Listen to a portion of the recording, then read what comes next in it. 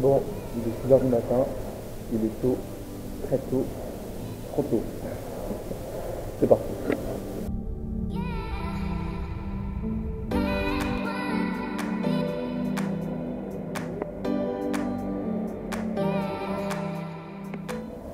Nouvelle moto, Yamaha Phaser, 1000 cm3, 160 chevaux, voilà.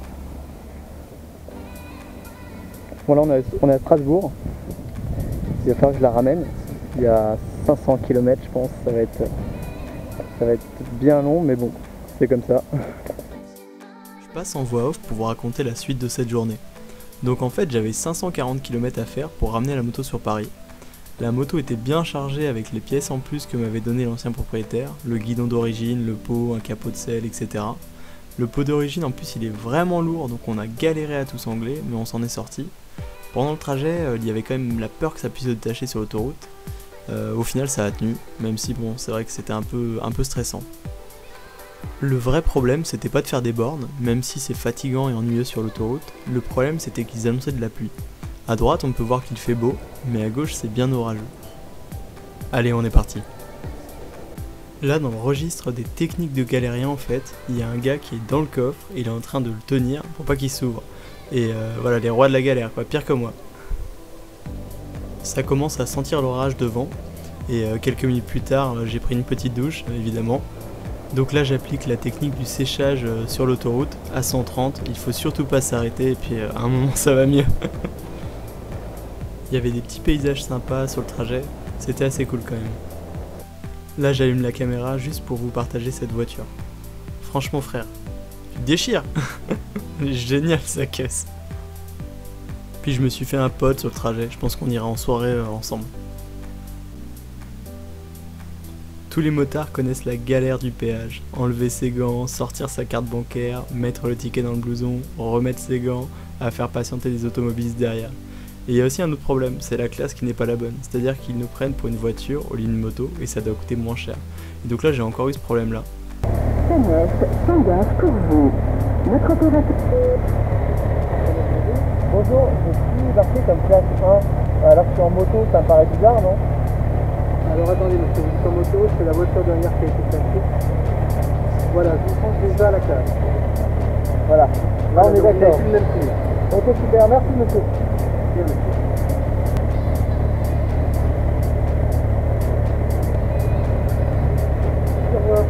Merci, au revoir.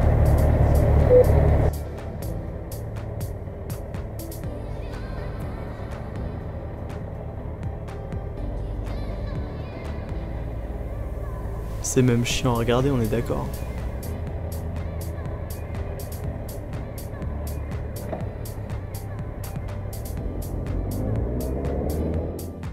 Là je m'arrête pour mettre de l'essence et en fait ce que vous voyez là c'est ce que je viens de traverser en moto. Donc j'étais complètement trempé au bout de 10 secondes, il y avait de la grêle, ça me faisait mal, ça me tapait sur les jambes et tout. C'était vraiment mais l'horreur, on voyait pas à quelques mètres, il y avait 10 cm d'eau par terre, enfin vraiment pendant une dizaine de minutes c'était vraiment je crois l'une des pires expériences en moto que j'ai pu avoir. Et j'avais même peur que ça dure en fait. Et parce qu'on peut pas s'arrêter sur le côté, sinon on reste coincé dans l'orage. Si on avance pas assez vite, on a peur d'être percuté par l'arrière par une voiture qui va plus vite. Enfin bon, c'est un peu compliqué, donc on se dit bah il faut que je traverse, et à un moment j'en suis sorti, mais c'est vrai que c'était un peu pendant quelques secondes on se dit mais comment je vais me sortir de là. Évidemment j'étais encore bien trempé, mais bon juste après j'allais appliquer la technique du séchage. Puis là je vois ça et je me dis oh non pas encore. Je me sentais vraiment pas d'attaque à revivre ce que j'avais vécu une demi-heure avant, en me disant mais comment je vais faire, et au final heureusement l'autoroute est partie sur la droite et donc j'ai pu éviter cet orage là. En vérité je me suis repris quelques gouttes mais bon rien à voir, c'était vraiment gentil là. Ça y est, 5 heures de route plus tard, j'arrive en région parisienne, donc évidemment le trafic se densifie et je sens qu'il va falloir que je fasse mes premiers pas en remontée de file avec cette nouvelle machine. Et voilà, qu'est-ce que je disais. L'arrivée sur le périph', ça y est, c'est officiellement le gros bordel parisien.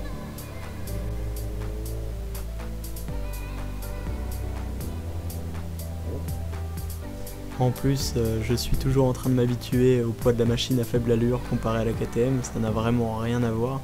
Donc c'est un peu la galère comme ça avec la fatigue, les kilomètres, envie de rentrer, c'est pas facile.